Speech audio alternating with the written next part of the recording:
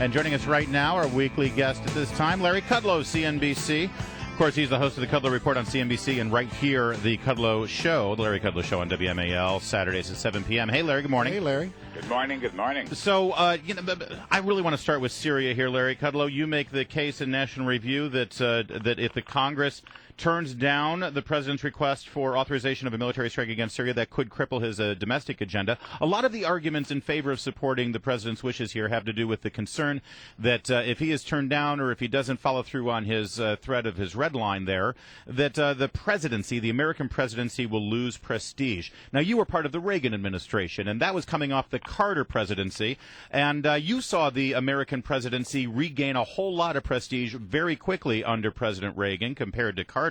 How drastic is this situation right now? Well, I think, with yesterday's almost tumultuous activity, it's all sort of up in the air, maybe turned topsy-turvy. I mean, my original point was, yes, if the president goes before the Congress with these authorizations and is defeated, and I think right now he would lose the House.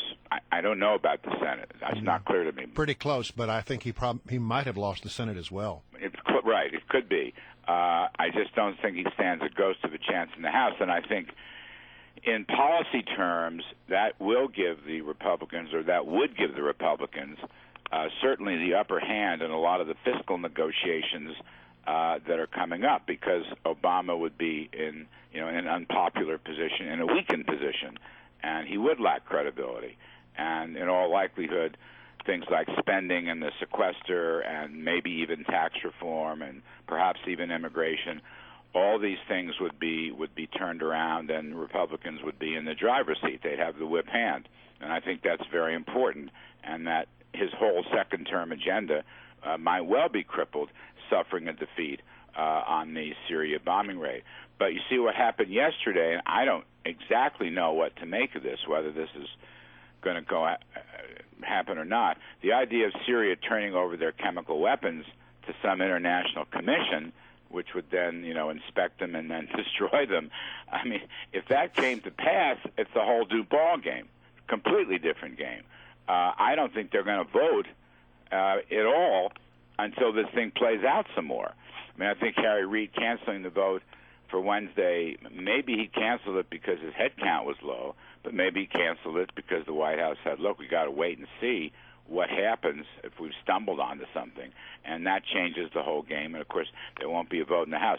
I just don't know how to assess this. I am so utterly skeptical that Syria is going to just hand over their weapons of mass destruction. I just don't believe it. I watched Assad last night in the Charlie Rose interview. Perhaps you did too. He's a cool customer, in some sense sort of a diabolical genius, I guess, the way he handled this thing.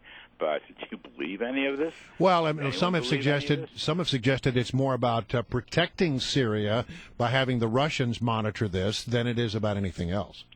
Well, perhaps so, but the whole exercise here, the whole point of the exercise was to damage them sufficiently and make them panic and so forth that they won't try this again, and that using chemical weapons won't be used again.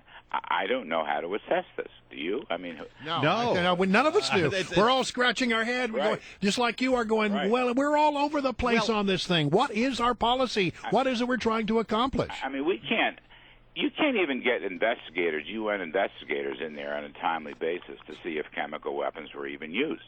Now you're telling me they're just going to hand them over, and that Russia, their great ally, is taking this John Kerry idea. Kerry was a throwaway, as far as I can tell.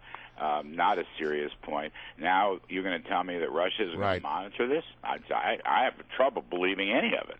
There's a breaking story here, Larry. I want to see if you can help me understand it. It says in the last few moments, Nike, Visa, Goldman Sachs will replace Alcoa, Hewlett-Packard, and the Bank of America on the Dow Jones Industrial Average. What is this all about? Well, they do that periodically, depending on changing capitalization. I wasn't aware that was the case. It's just breaking. HP no longer part of the Dow 30. That's really a commentary. Bank of America. HP's fortunes have have faltered in recent years. Who'd they put in? Nike, Visa, and Goldman Sachs. Nike, Visa, and Goldman Sachs, right? And they took out HP and who? Bank of America and Alcoa. Here it is. I'm looking at it. Goldman Sachs, Nike, Visa to join Dow. Yeah. Alcoa is out. B of A is out. I'm surprised that B of A is out. That's the only one that really surprises me. Just a normal adjustment right. thing. Okay. Larry Kudlow, no, thanks for that's joining good. us. Right. Capitalizations change, and so the composition of the Dow changes, and they reweight everything. All right, Larry, thanks for saying. We'll follow up with you on CNBC and see what you have to say about that tonight. Thank Thanks, you. man.